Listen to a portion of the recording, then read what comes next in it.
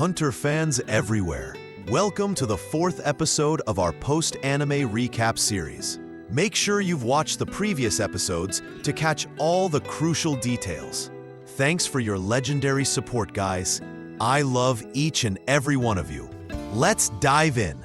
We're stepping away from the Succession War and the Dark Continent to head to Heaven's Arena, where every fighting fanatic gathers. Tonight, we're in for an epic showdown. Chrollo versus Hisoka. This fight, guys, is to decide the master of the floor. Hisoka's over the moon. He's wanted to face Chrollo forever, but Kurapika's actions delayed it. Now, with Chrollo's Nen restored, nothing's stopping them. The hype pushed Chrollo to propose a deathmatch. Fight until one dies. Hisoka agreed, and the crowd's on fire, knowing they're witnessing a once-in-a-lifetime battle. The referee announced weapons are allowed and gave the signal to start. Chrollo instantly pulled out his book, while Hisoka drew a playing card. Chrollo hid one hand behind his back, so Hisoka stayed cautious. Suddenly, Chrollo revealed a small needle and stabbed the referee's neck. Hisoka recognized it as Shalnark's ability, giving Chrollo full control over the victim's body. Hisoka realized Chrollo avoided him earlier to collect abilities from other spiders. Chrollo ordered the referee to attack Hisoka. Who knew Chrollo was just waiting for a chance to stick the needle in him? Hisoka kept the referee at bay, eyes locked on Chrollo, who quickly targeted Hisoka's leg. Hisoka dodged, but Chrollo's move was a feint, forcing Hisoka into a tough spot. Chrollo unleashed a flurry of powerful kicks, pushing Hisoka into a defensive stance. But Hisoka had already stuck his gum on the referee, yanking him toward Chrollo. Chrollo dodged, then ordered the referee to attack again. But a strange explosion erupted from the referee's stomach, splattering blood on Hisoka's face. Hisoka backed off immediately. This wasn't normal. Chrollo revealed strange symbols on his hands.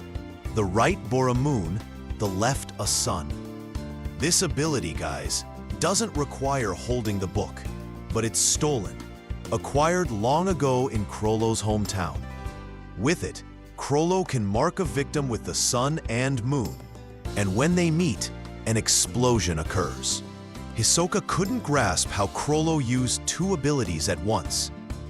Chrollo explained his tool lets him bookmark any page in his book, allowing him to use that ability even if the book's closed. If he opens the book, he can use another ability from the open page alongside the bookmarked one, enabling two abilities simultaneously. Hisoka laughed, feeling Chrollo was going easy by explaining. Chrollo warned this was the last explanation, saying he didn't just want to win, he wanted to crush Hisoka in strength and strat. This fired Hisoka up even more. He pointed out Chrollo's claim about using two abilities wasn't accurate. The bookmark tool was a third ability. Chrollo countered that adding the book itself made it 4, clarifying the bookmark isn't a stolen ability, but a feature of the book. He said opponents focus on him using two abilities, but he loves the bookmark because it lets him fight without holding the book. Carrying a book in battle looks foolish after all. Only someone like Chrollo would get that. Chrollo prepared, saying he'd start with the Sun and Moon ability and reveal 3 more. He told Hisoka surviving all would break a record, as no one ever has.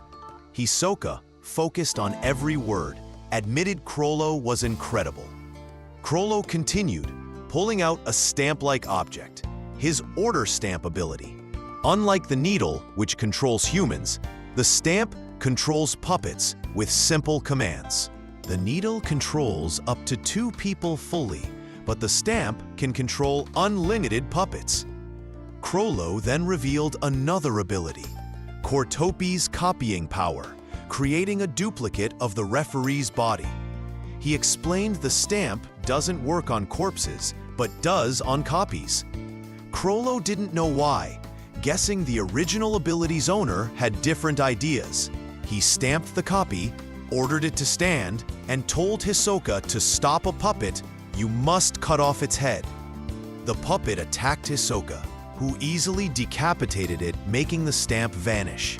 But the puppet wouldn't disappear unless Chrollo stocked the copying ability. For his final ability, Chrollo showed two symbols: an upward arrow on his right hand, a downward arrow on his left. Touching someone with his right hand makes them look like Chrollo. The left makes Chrollo look like them. Touching with both swaps their bodies completely, though abilities stay the same. These were Chrollo's abilities for the fight. Hisoka braced himself. Chrollo added that if a stolen ability's original owner dies, it vanishes from the book, except for the Sun and Moon ability, which grew stronger after its owner's death, and persists even when the book's closed, until it explodes. Hisoka felt the danger. Tracking when Chrollo would detonate targets was tough. Hisoka claimed a 100% chance of victory, saying he wouldn't fight unless sure of winning, and asked if Hisoka still wanted to continue. Hisoka said yes, refusing to back down. Chrollo bookmarked a page, stepped back, and used the needle while holding the book. Hisoka chased, trying to catch him with his gum. Chrollo left the ring, blending into the crowd. Hisoka tried closing in, but a huge man from the crowd, controlled by Chrollo, blocked him.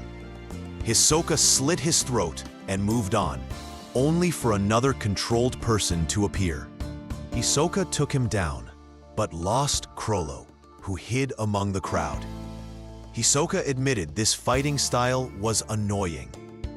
After killing the two, the crowd panicked, noticing the needles vanished from the victims' necks. Real needles, not nen, likely pulled by a thin thread. Hisoka searched the crowd, spotting copies of spectators appearing beside them. He realized Chrollo swapped appearances with someone and was copying the crowd. Suddenly, the crowd, stamped with the order stamp, rushed Hisoka. He estimated at least 30 puppets and retreated, knowing there were more. Climbing higher didn't stop them. They stacked to reach him. Hisoka, shocked, kicked them back, but Chrollo appeared behind, feinting a rib strike before landing a brutal kick to the back of Hisoka's head, briefly paralyzing him. Hisoka fell, admitting Chrollo's skill in direct combat. The crowd copies attacked again. Hisoka regained balance, killing puppets by decapitating them, while Chrollo kept kicking. Surrounded, Hisoka used his gum to hurl a puppet's head at Chrollo, who dodged but took a strong hit from another head. Hisoka threw with his foot.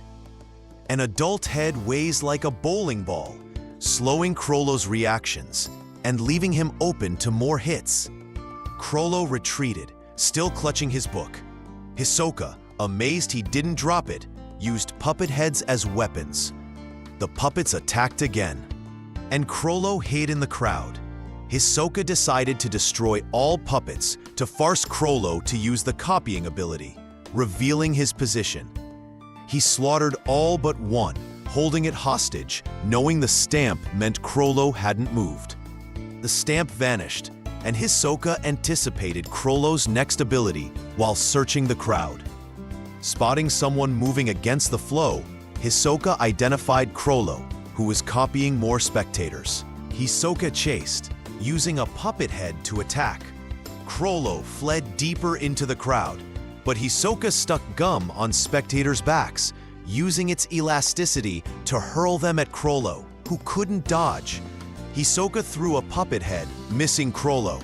Spectators thought Hisoka blew an easy shot, but it was a feint. His real goal was sticking gum on Chrollo's foot. Hisoka yanked him back, landing a powerful punch to his face, pulling a puppet head from behind to hit Chrollo's back, and finishing with a gut strike that knocked Chrollo out. Shockingly, it wasn't Chrollo, just someone he'd disguised as himself with the needle.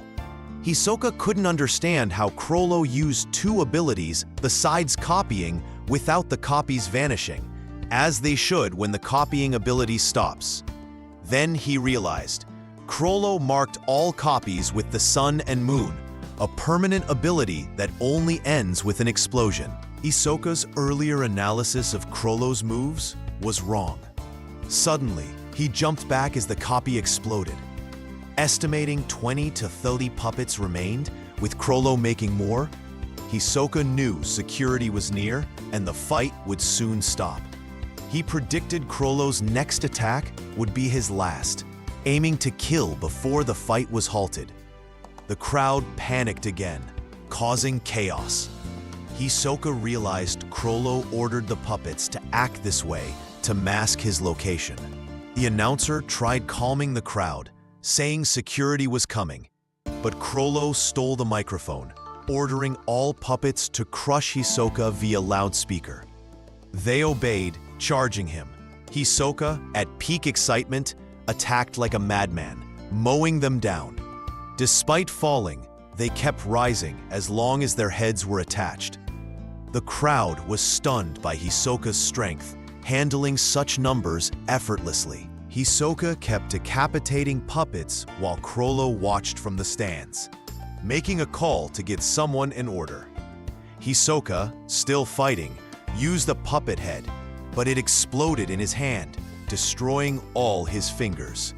Chrollo smirked. This was his plan. Earlier, while moving through the crowd, Chrollo didn't make copies. He marked the puppet head Hisoka held with the moon, controlled a spectator with the needle, marked them with the sun, and ordered them to touch the head, triggering the explosion. That hand was vital for Hisoka's upward escapes. Now limited to one hand, Hisoka had nothing to lose and attacked directly, decapitating another puppet and sticking to the upper stands. The puppets kept chasing. Their numbers overwhelmed him, and as he tried escaping, Chrollo made more copies, ordering them to pursue and detonate near Hisoka. With puppets everywhere and no escape, Hisoka approached a group, and they exploded instantly, costing him his right leg. Unfazed, he focused on where to land, as the arena was surrounded by puppets. He tried clinging to the ceiling, but Chrollo ordered them to hurl themselves at him. Hisoka failed to stick his gum to the ceiling, and the puppets swarmed. Realizing his options were gone and death was imminent, Hisoka curled into a ball. A massive explosion followed. Outside, smoke poured from the top floor. Firefighters and security arrived. The arena was completely destroyed. The news anchor announced Hisoka's death, literally. And here we stop. Stay tuned for the next episodes. Thanks for your awesome ongoing support. See you soon, friends.